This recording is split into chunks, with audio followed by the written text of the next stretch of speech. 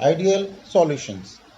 An ideal solution is defined as the solution which obeys Raoult's law over the entire range of concentration and temperature. The formation of ideal solution neither involve any change in enthalpy nor in volume. Like if we take the example, we mix 50 centimeter cubic of two components to form ideal solution. Then there is no evolution or absorption of heat and the final volume will be 100 centimeter cubic. Conditions for an ideal solution. First condition, it should obey Raoult's law. That means PA equal to P naught A XA and PB equal to P naught B XB. PA, PB are the partial vapor pressures of the two components. Second condition, enthalpy change of the solution should be 0. Third condition, volume change of the solution should be 0. Remind, there is no solution which behaves strictly as an ideal solution. The solution in which solvent-solvent and solute-solute interactions are almost of the same type as solvent-solute interactions behave nearly as ideal solution.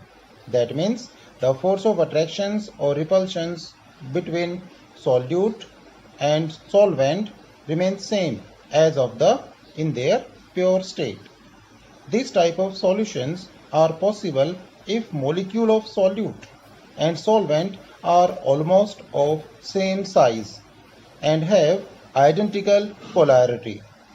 For example, heptane and hexane, ethyl bromide and ethyl iodide, chlorobenzene and bromobenzene, ethyl bromide and ethyl chloride, benzene and toluene, carbon tetrachloride and silicon tetrachloride. The interactions between molecules remain almost of the same type before and after mixing. Therefore, such solutions are not accompanied by any change in enthalpy or volume.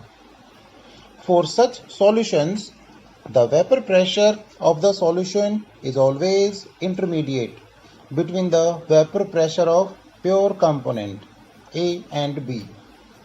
It may be noted that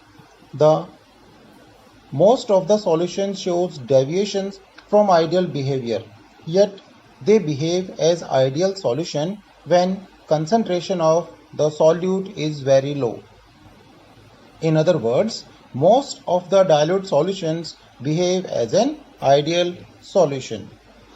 We can draw the graph for ideal solutions. If we draw the graph according to ideal solution, it obeys Raoult's law. So it shows a straight line graph. So the graph for the Raoult's law will be same for the ideal solutions.